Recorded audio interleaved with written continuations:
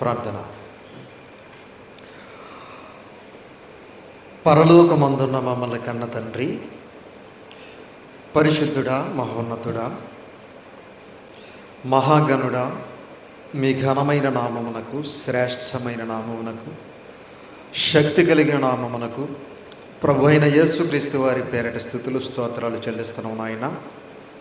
గతించిన కాలమంతా మమ్మలను మా కుటుంబాలను కాచి కాపాడి ఆరోగ్యాన్ని ఆయుష్ను ప్రసాదించి సజీవులుగా ఉంచి మీ కుమారుడైన యేసుక్రీస్తు వారి పునరుత్థాన దినమున మీ పిల్లలమైన మేము ఈ గుడిమల్లంక గ్రామంలో చిన్న మందగా కూడుకుని మిమ్మల్ని ఆత్మతోనూ సత్యముతోనూ ఆరాధించటానికి, ఆత్మలను రక్షించే శక్తి కలిగిన వాక్యాన్ని విని ఆ మాటల ప్రకారంగా బ్రతికి మీరిచ్చే పరలోక రాజ్యానికి చేరుకునే గొప్ప అవకాశమును మాకు ప్రసాదించారు నాయన. అందును బట్టి క్రీస్తు వారి పేరిట స్తుతులు స్తోత్రాలు చెల్లిస్తున్నాం తండ్రి. మీ దాసుడునైన నేను మీ పక్షముగా నిలబడి మీ గ్రంథములో నుండి కొన్ని మాటలను మీ పిల్లలకు ఉపదేశించడానికి సిద్ధపడుతూ ఉండగా చెప్పగలిగే మంచి సమయోచితమైన జ్ఞానమును పరిశుద్ధాత్మ సహాయము నాకు అందించండి నాయన. వినుచున్న మీ పిల్లలకు అర్థం చేసుకునే మనసును, గ్రహించే హృదయమును దయచేయండి తండ్రి. మీ మాటలు కేవలం విని విడిచిపెట్టి ఈ లోకంలో కొట్టుకుని పోయేవారుగా ఉండకుండా విన్న మాటలను పట్టుదలతో పట్టుకుని మా హృదయం అనే పలక మీద వ్రాసుకుని ఆ మాటలకు లోబడి మీకు భయపడి మిగిలిన మా శేష జీవితం అంతా కూడా వాక్యానుసారంగా, ఆత్మానుసారంగా బ్రతుకుతూ మిమ్మల్ని మహింపరుస్తూ, ఘనపరుస్తూ, సంతోషపరుస్తూ మీ నామమునకు కీర్తి కలగజేస్తూ మీరిచ్చే పరలోక రాజ్యానికి చేరుకునే గొప్ప అవకాశమును మాకు ప్రసాదించమని మీ ప్రియకుమారుడు, మా ప్రియరక్షకుడైన యేసుక్రీస్తు వారి పేరిట చిన్న ప్రార్థన అడిగి వేడుకొంచున్నాము తండ్రి. ఆమేన్. కూడి వచ్చినటువంటి సహోదరులందరికీ కూడా ప్రభు అయిన యేసుక్రీస్తు వారి పేరిట హృదయపూర్వకమైన వందనములు తెలియజేస్తూ ఉన్నాను. అంత బాగున్నారండి? అందరం బాగున్నారా? ఈరోజు ఒక మంచి పాఠాన్ని మనం పరిశుద్ధ గ్రంథం ద్వారా నేర్చుకుందాం. ఈరోజు మనం నేర్చుకోబోయే పాఠం పేరు నీ జీవితంలో ఇలాంటి సుగుణాలు ఉన్నాయా? నీ జీవితంలో ఇలాంటి సుగుణాలు ఉన్నాయా అనే పాఠాన్ని నేర్చుకుందాం. ప్రియమైన దేవుని పిల్లలారా, సుగుణాలు అనగా మంచి లక్షణాలు అని అర్థం. సుగుణాలు అనగా మంచి లక్షణాలు. ఈ రోజుల్లో మనుషులు ఎలా ఉన్నారు అని మనం ఆలోచించగలిగితే మంచి లక్షణాల కంటే చెడు లక్షణాలు ఎక్కువగా కలిగి ఉన్నారు. మనుషుల్లో మంచి లక్షణాలు అనేవి, మంచి అనేది రోజు రోజుకి కరువైపోతుంది. మరి ఏం పెరుగుతుంది అంటే చెడు లక్షణాలు అనేవి రోజు రోజుకి పెరిగిపోతూ ఉన్నాయి. ప్రియమైన దేవుని పిల్లలారా, ఈరోజు ఎవరి సుఖం వారిది, ఎవరి సంతోషం వారిది. మరొకరి కోసం ఆలోచించే మనుషులు ఈ రోజుల్లో లేరు. ఎవరి గురించి వారే ఆలోచించుకుంటున్నారు, ఎవరు సంతోషం వారే చూసుకుంటున్నారు, ఎవరి సుఖం వారే చూసుకుంటున్నారు. ఎవరైనా ఇబ్బందుల్లో ఉన్నారేమో, ఎవరైనా సమస్యల్లో ఉన్నారేమో, ఎవరైనా బాధల్లో ఉన్నారేమో, వారికి సహాయం చేద్దాం, వారిని ఆదుకుందాం అనే లక్షణాలు ఈరోజు మనుషుల్లో లేవు ప్రియులారా. జాలి, కరుణ, దయ అనేవి మనుషుల్లో రోజు రోజుకి ఏమవుతున్నాయి? కనుమరుగైపోతున్నాయి. ఉన్నాయండి ఈరోజు? జాలి, కరుణ, దయ ఇలాంటి లక్షణాలు ఎవరిలోనూ ఉండట్లేదు. కఠిన హృదయంగా మారిపోతున్నారు. అందరూ కూడా హృదయాన్ని కఠినపరుచుకుంటున్నారు. అందుకే దేవుడు సొలొమోను గారి ద్వారా క్రీస్తుకు పూర్వం ఒక అద్భుతమైన మాట తెలియజేశాడు. ఆ మాట మనం చూడగలిగితే సామెతల గ్రంథము 22వ అధ్యాయము, దయచేసి అందరూ కూడా మీ చేతిలో ఉన్న పరిశుద్ధ గ్రంథమును తెరిచి చూడాలని ప్రేమపూర్వకంగా తెలియజేస్తూ ఉన్నాను. సామెతల గ్రంథము 22వ అధ్యాయం, సామెతల గ్రంథము 22వ అధ్యాయం 9వ వచనం జాగ్రత్తగా చూడండి పిల్లరా. 22:9 దయా దృష్టి గలవాడు తన ఆహారములో కొంత దరిద్రునికి ఇచ్చును, అట్టివాడు దీవెననందును. ప్రియమైన దేవుని పిల్లలారా, దయా దృష్టి కలిగిన వాడు తన ఆహారంలో కొంత ఎవరికి ఇస్తాడు? దరిద్రునికి ఇస్తాడట. ప్రియమైన దేవుని పిల్లలారా, ఈరోజు తమ ఆహారంలో కొంత దరిద్రులకు ఇచ్చేవారు ఉన్నారండి? లేరండి. ఏమండి, ఎంతసేపు మనం తిన్నామా లేదా? ఏమండి, మనకు నచ్చింది మనం తెచ్చుకున్నామా లేదా? మనం వండుకున్నామా లేదా? మనం తింటున్నామా లేదా అనేది చూసుకుంటున్నారు తప్ప, ఏమండి, మన చుట్టుపక్కల ఎవరైనా దరిద్రులు ఉన్నారేమో, దీనులు ఉన్నారేమో, పేదవారు ఉన్నారేమో, వారి ఇబ్బందుల్లో ఉన్నారేమో, వారు ఒకవేళ తిండి లేకుండా ఉన్నారేమో, వారికి మనం కొంత సహాయం చేద్దాం అనేవారు ఉన్నారండి? లేరండి. అంటే ఏమి లేదన్నమాట, మనుషుల్లో దయా దృష్టి లేదు. దయా దృష్టి అనేది కరువైపోతుంది. దయ, జాలి, కరుణ ఇలాంటి లక్షణాలు కనుమరుగైపోతున్నాయి. అందుకే ఎవరు సుఖం వారిది, ఎవరు సంతోషం వారిది, ఎవరు తిండి వారు చూసుకుంటున్నారు. పక్కోడు తిన్నాడా లేదా, పక్కోడు ఉన్నాడా లేదా పట్టించుకోవట్లేదు ఎవరు కూడా.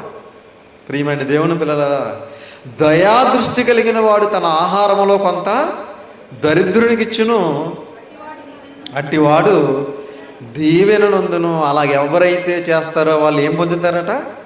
దీవెన, దేవుని దీవెనలు పొందుతారట. ఈరోజు దేవుని దీవెనలు మనం పొందుకోకపోవడానికి గల కారణం ఏంటో తెలుసండి? మనం ఎవరికి సహాయం చేయట్లేదు, ఎవరిని ఆదరించట్లేదు. మన సుఖం మనం చూసుకుంటున్నాం, మన సంతోషం మనం చూసుకుంటున్నాం, మన తిండి మనం చూసుకుంటున్నాం. అందుకే దేవుని దగ్గర నుంచి ఏం రావట్లేదు, మనకి దీవెనలు రావట్లేదు. దేవుని దీవెనలు మనం పొందుకోవాలంటే మన ఆహారంలో కొంత దరిద్రులకు ఇవ్వాలి ప్రియులారా. ఇప్పుడు మనం కష్టపడి పని చేసుకోవడానికి దేవుడు మనకు ఆరోగ్యాన్ని ఇచ్చాడు. ఏమండి, ఉద్యోగం చేయటానికో, వ్యాపారం చేయటానికో, ఏదో ఒక పని చేసుకోవడానికి దేవుడు మనకి అవయవాలు ఇచ్చాడు, ఆరోగ్యాన్ని ఇచ్చాడు. ఏదో ఒకటి చేసి మొత్తం మీద ఎంతో కొంత సంపాదిస్తున్నాం కదా కుటుంబాన్ని పోషించుకోవడానికి. సంపాదించిన దాంట్లో మనం కొంత కిరాణా కానీ తీస్తూ ఉంటాం, కొంత ఏమో కరెంటు బిల్లు కానీ తీస్తూ ఉంటాం, కొంత ఏమో పాల బిల్లు కానీ తీస్తూ ఉంటాం. ఇలా దేనికి సంబంధించిన దానికి తీస్తూ ఉంటాం. కానీ దేవుని సేవార్థమై కొంత తీస్తారండి. అందులో నుంచి కష్టార్జితంలోంచి మనం ఒకవేళ అద్దెంట్లో ఉన్నామనుకోండి, అద్దెకి ఎంత, ఏమండి, పాలుకి ఎంత, పేపర్ బిల్ ఎంత, టీవీ కేబుల్ బిల్ ఎంత అని ప్రతి దానికి సెపరేట్ చేస్తారు. ఇందులో నుంచి కొంత దేవుని సేవార్థమై తీసి పక్కన పెట్టి ఎవరైనా దరిద్రులు ఉన్నారేమో, దీనులు ఉన్నారేమో, పేదలు ఉన్నారేమో, అలాంటి వారికి ఈ ధనాన్ని ఉపయోగిద్దాం అని కొంత తీసేవారు ఉన్నారా? లేరండి. ప్రతి దానికి తీస్తాం, కానీ దేవుని సేవార్థమై తీసేవాళ్ళు లేరు పిల్లరా. కానీ దేవుడు అంటున్నాడు, దయాదృష్టి గలవాడు తన ఆహారంలో కొంత దరిద్రునికి ఇచ్చును, అట్టివాడు దీవెన పొందును.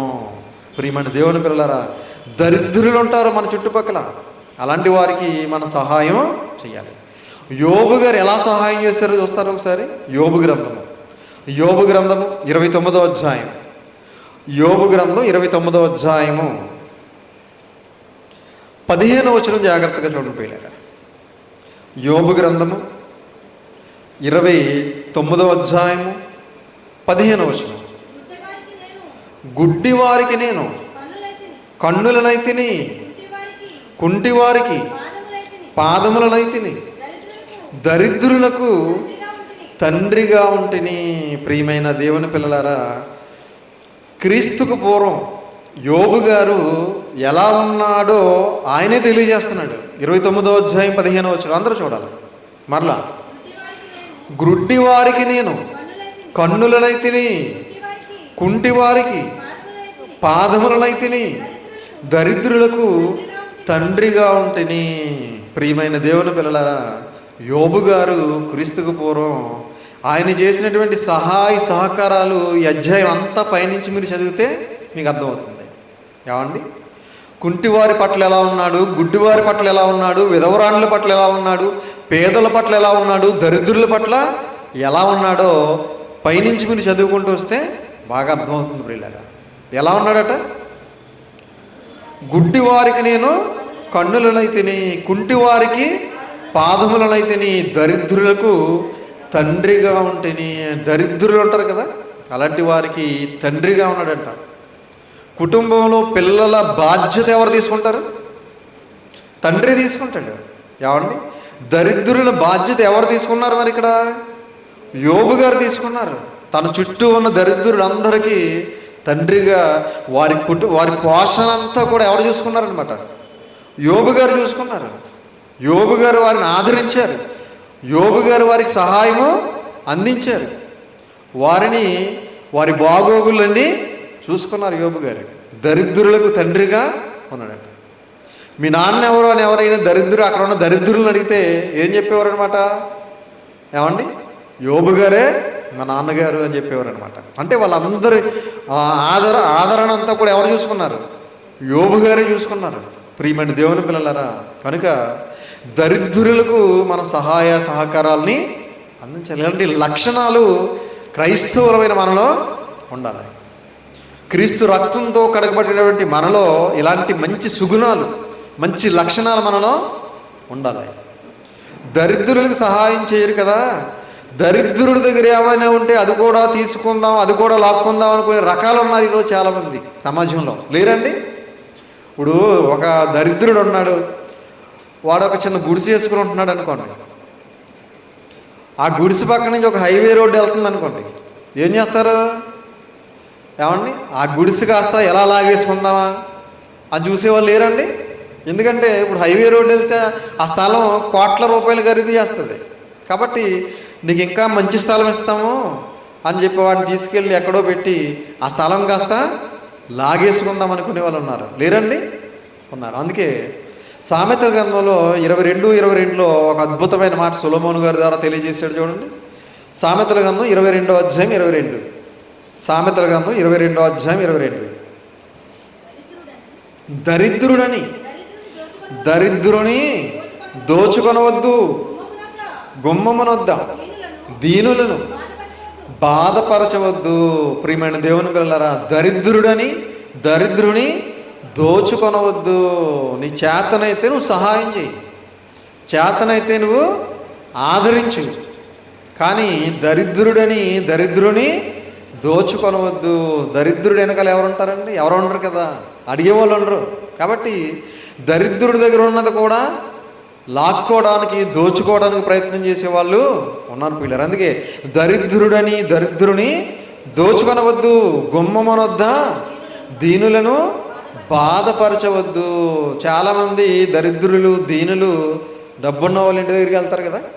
అయ్యా మాకు అప్పు కావాలి, మాకు సహాయం చేయండి అన్నప్పుడు వాళ్ళు ఎంత గర్వంగా మాట్లాడతారండి, చాలా అహంకారంగా మాట్లాడారు. అందుకే దీనులను గుమ్మముల వద్ద బాధపరచవద్దు. నీ గుమ్మం దగ్గరికి వచ్చారు నీ సహాయం కోసం, నువ్వేదో ఇస్తావని, నువ్వేదో చేస్తావని నీ దగ్గరికి వచ్చారు. నువ్వు అప్పుడు ఏం చేయాలి? నీకు చేతనైన సహాయాన్ని చేయాలి. కానీ చాలామంది బాధ పెడతా ఉంటారండి వచ్చిన వాళ్ళని. ఏమండి, సహాయం చేయకపోగా కించపరుస్తూ ఉంటారు, బాధ పెట్టి వాళ్ళని తిట్టి పంపిస్తూ ఉంటారు. అందుకే గుమ్మముల వద్ద దీనులను బాధపరచవద్దు, బాధ పెట్టకూడదు అని చెప్తున్నాడు దేవుడు. అలాగే మనకు ఉన్నటువంటి ధనంలో కూడా మనం కొంత సహాయాన్ని, సహకారాన్ని అందించాలట. ఆహారంలో సహకారం అందించాలి. చూసాం కదా, దయాదృష్టి గలవాడు తన ఆహారంలో కొంత దరిద్రునికి ఇచ్చును. ఆహారం విషయంలో మనం సహాయం చేయాలి. అలాగే మనకున్న ధనం విషయంలో కూడా మనం సహాయం చేయాలట. అది కూడా చూద్దాం ఒకసారి. తిమోతికి రాసినటువంటి మొదటి పత్రిక, తిమోతి గారికి రాసిన మొదటి పత్రిక 6వ అధ్యాయం. తిమోతి గారికి రాసినటువంటి మొదటి పత్రిక 6వ అధ్యాయము 17వ వచనం నుంచి 19వ వచనం వరకు జాగ్రత్తగా చూడండి పిల్లరా. తిమోతికి రాసిన మొదటి పత్రిక 6వ అధ్యాయము 17వ వచనం నుంచి 19 వరకు. యెహమందు ధనవంతులైన వారు, యెహమందు అంటే ఈ లోకంలో, ఏమండి? ఈ లోకంలో ధనవంతులైన వారు గర్విష్ఠులు కాక. ధనవంతులకి ఏముంటుందండి? ఏమండి? తగ్గింపు తత్వం ఉంటుందా? సాత్వికం ఉంటుందా? ఉండదు. గర్వం, అహంకారం. ఎందుకు? ఏం చూసుకుని? వారి దగ్గర ఉన్న డబ్బు చూసుకుని, వారికి ఉన్న ఆస్తి చూసుకుని. గర్విష్ఠులు ఎలా ఉండకూడదు అంటున్నాడు? ఇహమందు ధనవంతులైన వారు గర్విష్ఠులు కాక అస్థిరమైన ధనమునందు నమ్మిక ఉంచక. అస్థిరమైన అంటే అర్థం ఏంటి? స్థిరంగా నీ దగ్గర ఉండిపోతుంది అని అనుకోకూడదు ఎప్పుడు ధనం. ఏమండి? ధనం ఎప్పుడు కూడా ధనవంతుల దగ్గరే ఉంటుంది అనుకుంటే మన పొరపాటు. ఏమండి? ఏమో ఎప్పుడు ఎవరి దగ్గర ఉంటుందో తెలీదు. ధనవంతులు కటిక దరిద్రులు అయిపోయిన వాళ్ళు లేరండి? ఉన్నారు. కటిక దరిద్రులు ధనవంతులైన వాళ్ళు లేరా? ఉన్నారు. కాబట్టి అస్థిరమైన ధనమునందు నమ్మిక ఉంచక. ధనం మీద నమ్మకం ఉంచకూడదు మనం. ఎందుకంటే ధనం శాశ్వతం కాదు. ధనమును నమ్ముకునేవాడు పాడైపోవునని ఉంది. ధనమును నమ్ముకునేవాడు ఏమైపోతాడు? పాడైపోతాడు. ధనాపేక్ష సమస్త కీడులకు మూలము అన్నాడు. కాబట్టి ధనము శాశ్వతము కాదు. అస్థిరమైన ధనమునందు నమ్మిక ఉంచక సుఖముగా అనుభవించుటకు సమస్తమును మనకు ధారాళముగా దయచే దేవుని యందే నమ్మిక ఉంచుడని. ఎవరి యందు నమ్మిక ఉంచాలి మనం? సుఖముగా అనుభవించుటకు సమస్తమును ధారాళముగా దయచేయు దేవుని యందే. ఎవరి యందు? దేవుని యందే. దేవుని యందే. దేవుని యందే మనం నమ్మకం ఉంచాలి తప్ప ఈ లోకంలో డబ్బు మీద, బంగారం మీద, ఆస్తి మీద మనం ఎప్పుడు కూడా నమ్మకం ఉంచకూడదు. విచిత్రం ఏంటంటే మనం దాని మీదే నమ్మకం ఉంచుతాం. ఏమండి? డబ్బు మీదే నమ్మకం ఉంచుతాం, ఆస్తుల మీదే ఆధారపడతాం, బంగారాన్ని చూసుకుని మురిసిపోతూ ఉంటాం. ఏమండి? దేవుడు ఏమంటున్నాడు? అనుభవించుటకు ధారాళముగా దయచేయుచున్న దేవుని యందే నమ్మిక ఉంచి నమ్మిక ఉంచుడని ఆజ్ఞాపించము. దేవుని మీదే మనం నమ్మకం ఉంచాలి తప్ప ఈ లోకంలో ఉన్న వాటి మీద మనం నమ్మకం ఉంచకూడదు. వారు వాస్తవమైన జీవమును సంపాదించుకునే నిమిత్తము. వాస్తవమైన జీవం ఏంటి? ఇప్పుడున్నది వాస్తవమైనది కాదా? ఇప్పుడున్నది వాస్తవమైనది కాదా? కాదు. వాస్తవమైన జీవం ఎక్కడుంది? పరలోకంలో ఉంది. ఏమండి? మరి ఇది డూప్లికేట్. ఇది అవాస్తవమైనది. ఇది 60-70 సంవత్సరాల ఉండేది. మరి శాశ్వతమైనది ఎక్కడుంది? పరలోకంలో ఉంది. అది వాస్తవమైనది. వాస్తవమైన జీవమును సంపాదించుకునే నిమిత్తము రాబోవు కాలమునకు మంచి పునాది తమ కొరకు వేసుకొనుచు. రాబోయే కాలం ఏది? ఏమండి? రాబోయే కాలం పరలోకంలో మనం ఉండే కాలం అది. రాబోయే కాలానికి మంచి పునాది తమ కొరకు వేసుకొనుచు మేలు చేయువారును సత్క్రియలను ధనము గలవారును ఔదార్యము గలవారును తమ ధనములో ఇతరులకు పాలిచ్చేవారునై ఉండవలెనని వారికి ఆజ్ఞాపించము. ఎలా ఉండాలంటే మనం? ఏమండి? మేలు చేసేవారుగా ఉండాలి, సత్కార్యాలు చేసేవారుగా ఉండాలి, అలాగే ఔదార్యము గలవారుగా ఉండాలి, తమ ధనములో ఇతరులకు పాలిచ్చేవారై ఉండవలెను. అంటే మనకున్న ధనంలో ఇతరులకు ఏం చేయాలన్నమాట? సహాయం చేసేవారుగా ఉండాలి, సహకారం అందించేవారుగా ఉండాలి. ప్రియమైన దేవుని పిల్లలారా, కనుక అంటే ధనం విషయంలో, ఆహారం విషయంలో సహాయం చేసేవారుగా ఉండాలి, ధనం విషయంలో సహాయం చేసేవారుగా కూడా ఉండాలి. ఏమండి? నా కష్టార్జితం నేనెందుకు ఇవ్వాలి అనుకుంటూ ఉంటారు కొంతమంది. ఏమండి? అబ్బబ్బే నా కష్టార్జితం నేను ఎవరికి ఇవ్వను, నా కష్టార్జితం నేనే అనుభవించాలి అనుకుంటూ ఉంటారు కొంతమంది. ఏమండి? దేవుడు అంటున్నాడు కొంత ఏం చేయాలట? సహాయం చేయాలంటున్నాడు. చూడండి లాస్ట్ మాట, తమ ధనములో ఇతరులకు పాలిచ్చేవారై ఉండవలెనని వారికి ఆజ్ఞాపించము. అంటే ధనం విషయంలో మనం కొంతమందికి పాలు పంపులు పొందే విధంగా ఉండాలి, పాలిచ్చేవారుగా అన్నాడు, కొంత సహాయం చేసేవారుగా ఉండాలి. ఎందుకంటే ఇలాంటి కార్యక్రమాలు చేస్తే దేవుడు మనల్ని ఏం చేస్తాడు? దీవిస్తాడు అని చూసాం. అట్టివాడు దీవెన నొందును అని చూసాం. కాబట్టి ప్రియమైన దేవుని పిల్లలారా, ఎప్పుడైనా సరే దేవుడి మాటలు మనం తూచా తప్పకుండా పాటిస్తే తప్పనిసరిగా దేవుని సహాయము, దేవుని సహకారం మనకి ఎప్పుడూ ఉంటుందండి. దేవుడు చెప్పినట్టుగా మనం చేస్తే తప్పకుండా దేవుని సహాయం మనకి ఉంటుంది. అయితే మనం దేవుడు చెప్పినట్టు చెయ్యం, మనకి నచ్చినట్టుగా మనం చేస్తూ ఉంటాం. ప్రియమైన దేవుని పిల్లల, ఆహార విషయంలో సహాయం చేయాలి, ధనం విషయంలో సహాయం చేయాలి.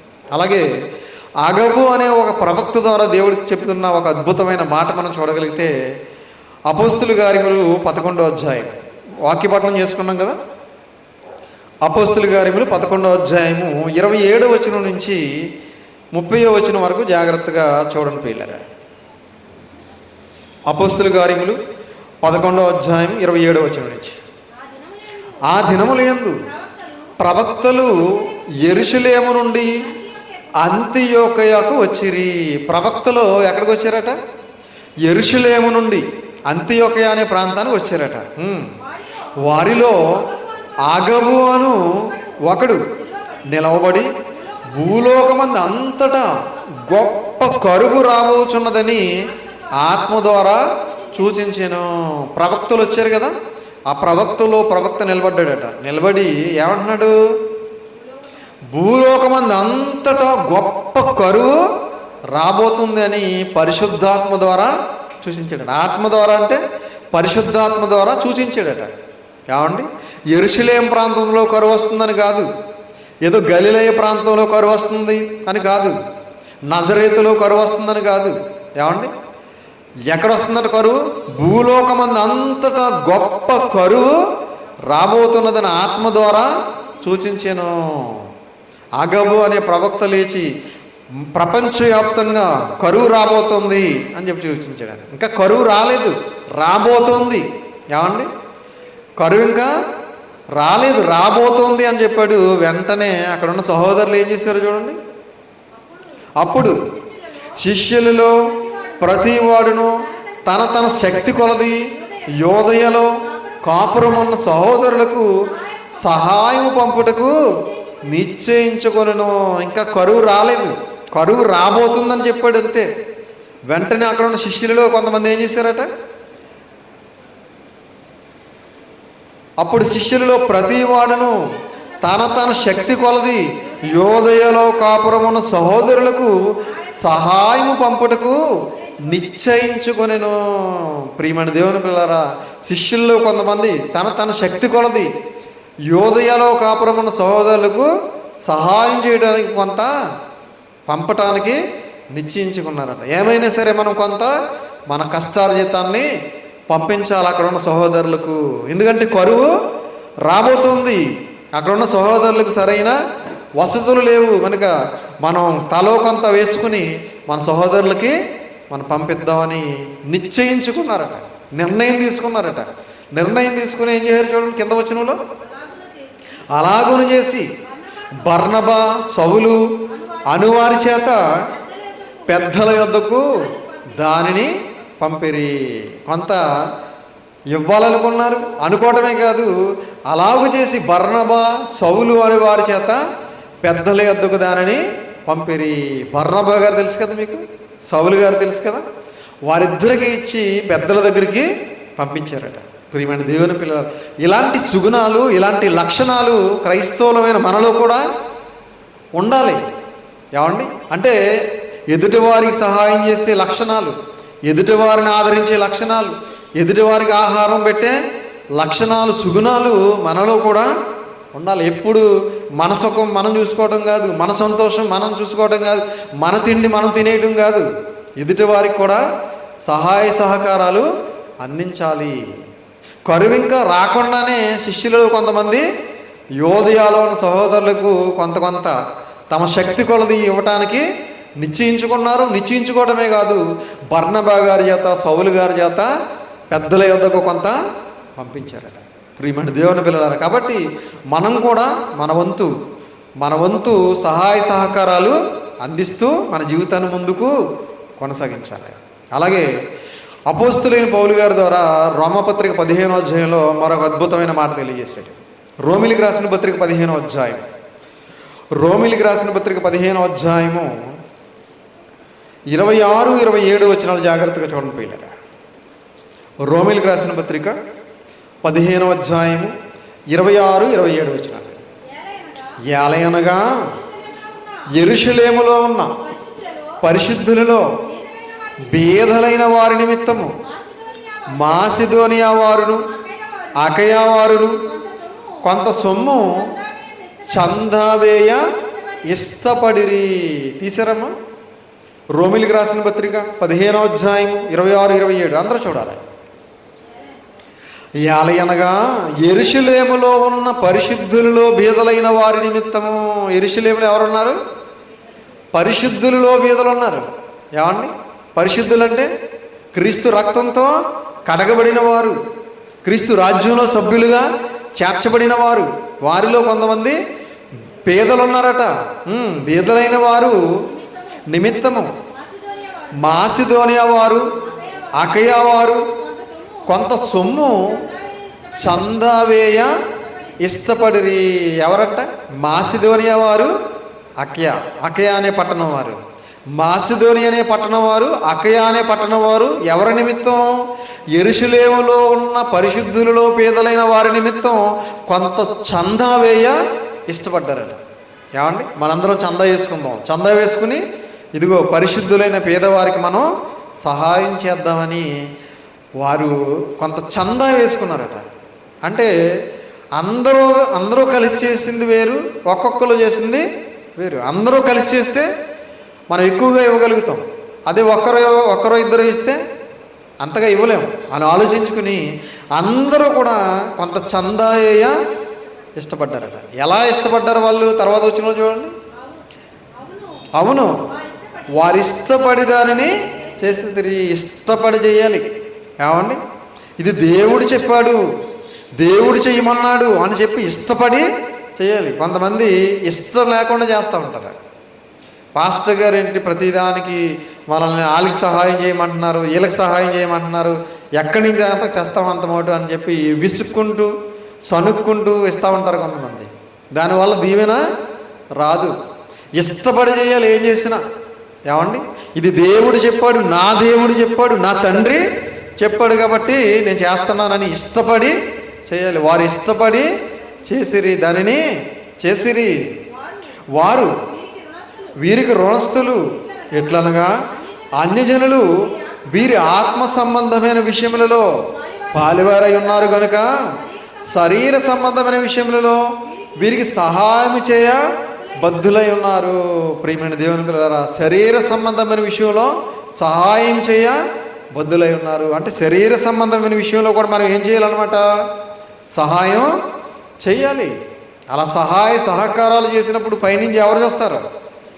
దేవుడు చూస్తాడు. దేవుడు చూసి నువ్వు చేసిన సహాయానికి, నువ్వు చేసిన సహకారానికి తగిన ప్రతిఫలాన్ని దేవుడు తప్పనిసరిగా మనకి ఇస్తాడు.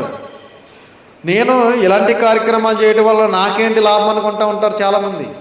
లాభం ఉంటుందండి? ఇలాంటి కార్యక్రమాలు చేయడం వల్ల లాభం ఉంటుందా? ఉంటుందా?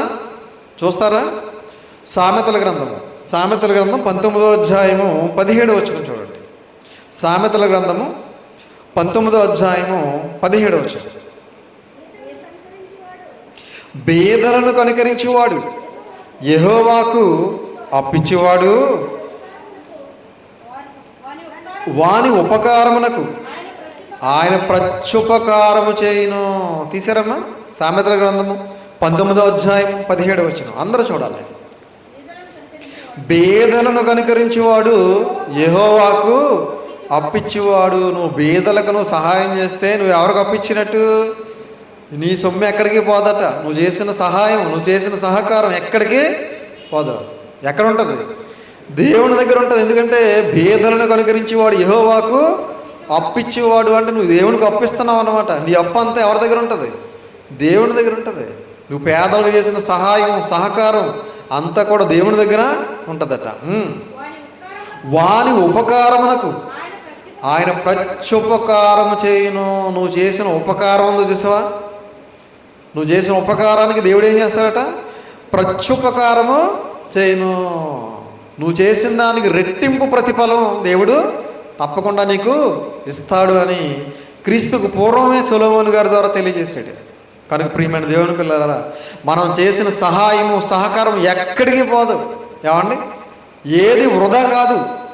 మనం చేసిన సహాయానికి సహకారానికి తగిన ప్రతిఫలం, రెట్టింపు ప్రతిఫలం దేవుని దగ్గర నుంచి మనం పొందుకుంటాము అని దేవుని వాక్యం సెలవిస్తుంది. కనుక ప్రియమైన దేవుని పిల్లలారా, కనుక మనం చేసిన ఉపకారానికి ప్రత్యుపకారం ఎవరు చేస్తారట?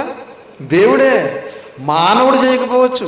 ఏమంటే నువ్వు చేసిన ఉపకారానికి ఒకవేళ పొందుకున్నవాడు నీకు అపకారం చేయొచ్చు. ఏమండి, నువ్వు ఎవరికో ఉపకారం చేసావు, అది తిరిగి నీకు ఉపకారం చేయకపోగా అపకారమే చేయొచ్చు. కానీ నువ్వు చేసిన ఉపకారానికి దేవుడు ఏం చేస్తాడు? ప్రత్యుపకారం నీకు చేస్తాడు అని చెప్పి దేవుని వాక్యం సెలవిస్తుంది. కానీ ప్రియమైన దేవుని పిల్లలారా, మనందరము కూడా ఆహారం విషయంలో మనం సహకారం అందించాలి. ఎవరైనా కరువులో ఉంటే మనం సహకారం అందించాలి. అలాగే ధనం విషయంలో సహకారం అందించాలి. ఎవరు ఎలాంటి దీనమైన హీనమైన పరిస్థితుల్లో ఉన్నారో అలాంటి వారికి మనం సహాయ సహకారాలు అందించినట్లయితే దానికి రెట్టింపు ప్రతిఫలం దేవుడు మనకు తప్పకుండా అనుగ్రహిస్తాడనే సంగతి మనం జ్ఞాపకం ఉంచుకోవాలి. తగిన దీవెన దేవుని దగ్గర నుంచి మనం పొందుకుంటామనే సంగతిని ఎప్పుడు కూడా మర్చిపోకూడదు. మనం నాకేంటి లాభం అనుకుంటే ఇదిగో లాభం ఏంటో చెప్తున్నాడు. మనం చేసిన ఉపకారానికి ప్రత్యుపకారం తప్పనిసరిగా దేవుడు మనకి చేస్తాడు. కాబట్టి మనందరము కూడా ఇలాంటి లక్షణాలు కలిగి, ఇలాంటి సుగుణాలు కలిగి మనం మన జీవితాన్ని ముందుకు కొనసాగించాలని ప్రేమపూర్వకంగా తెలియజేస్తూ ఈ మాటలు ముగిస్తున్నాను. అందరికీ వందనాలు.